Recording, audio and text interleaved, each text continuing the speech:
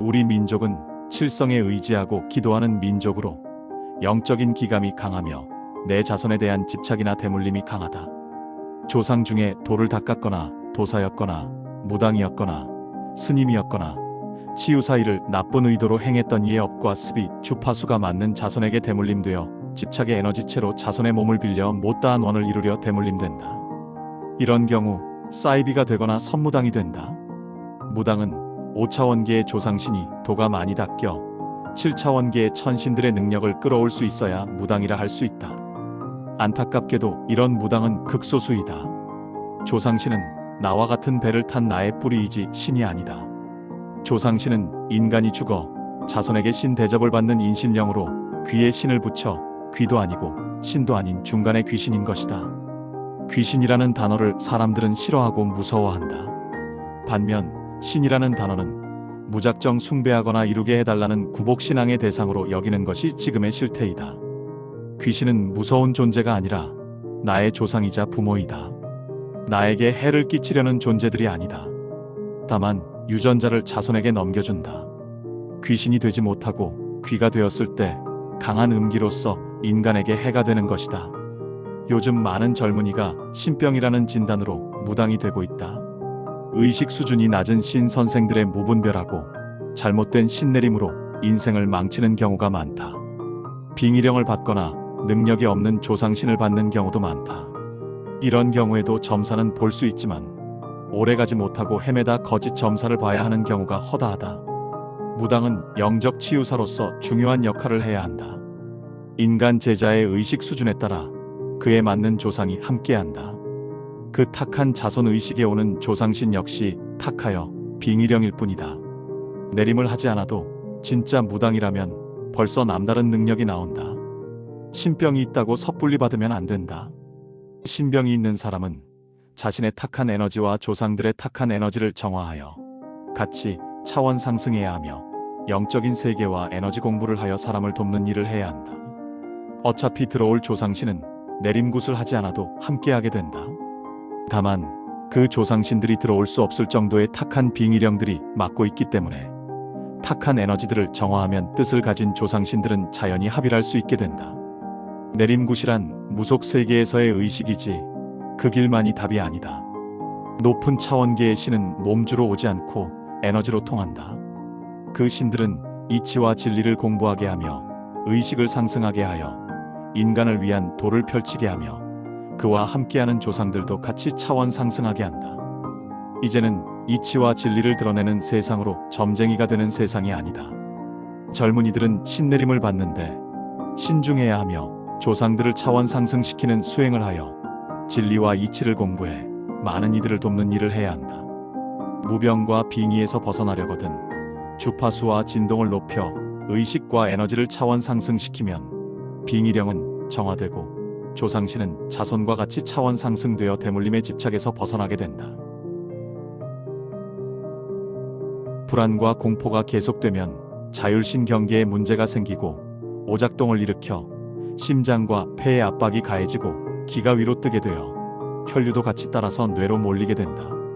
이런 뇌는 각성 상태에 들게 되고 불안한 생각이 현실처럼 느껴지며 심장은 더욱 불규칙적으로 뛰며 하체는 차가워지고 차크라는 손상되어 영혼과 정신은 전기 고문을 받는 듯 고통스러우며 호흡에 이상을 가져와 불안과 공포가 꼬리에 꼬리를 물고 불면에 시달려 더욱 큰 불안을 만들게 된다.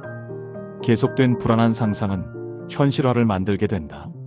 좋은 상상이나 나쁜 상상이나 강한 상상의 몰입은 현실로 만들어가는 씨앗을 뿌리는 단계이다. 불안과 공포는 공황장애로 발전하고 예민하고 민감하거나 남을 의식하는 사람은 자책감으로 자신의 오라장, 즉 보호막을 손상시켜 영적인 문제까지 시작된다. 그리하여 조울증, 빙의, 정신 이상으로까지 진행된다. 사람은 각자가 타고난 능력치가 다르고 저항력이 다르다. 그러나 현대 사회는 일률적인 학습과 교육으로 각자 높은 기대치를 갖고 있고 남과 비교하며 경쟁에 내몰린다. 나의 삶과 나의 길을 찾아야 한다. 저항성이 약한 사람, 예민한 사람은 갑작스러운 어려움이 닥치거나 스트레스에 노출되어 한계에 다다르면 심장이 죽을 것처럼 조여들며 호흡이 되질 않는다. 호흡이 안 되면 산소 공급이 안 되고 세포는 괴사되어 신경계에서 잘못된 신호를 보내게 되고 영적인 병으로 발전한다. 절대 공황장애로 인해 죽지 않음을 내 의식이 인지하고 있어야 하고 눈을 감고 불처럼 타오르고 있는 마음을 바라봐야 가라앉힐 수 있다. 타인의 시선처럼, 즉 3인칭 시점에서 나의 증상을 바라보며 자율신경을 조절하는 훈련을 해야 한다. 명상과 호흡이 치유의 시작이다. 고통을 진짜 고통으로 느끼면 더욱 깊게 빨려 들어가 늪에서 벗어날 수가 없다. 공황은 자율신경의 교란으로 숨을 못 쉬어 산소 부족으로 죽음에 직면하는 고통이다. 가짜 상황이라는 걸 알아차려야 하고 산소 공급을 해주어야 한다. 위로 떠있는 뜨거운 기를 내리는 명상과 고농도의 맑은 산소를 들이마시는 호흡 훈련이 기본적으로 돼야 한다. 폐가 살아나고 호흡이 깊어지면 신경계가 안정을 찾는다. 양기인 태양 에너지를 흡수하여 심장 안에 있는 검은 에너지를 떠올려 날숨에 빼내주어야 한다.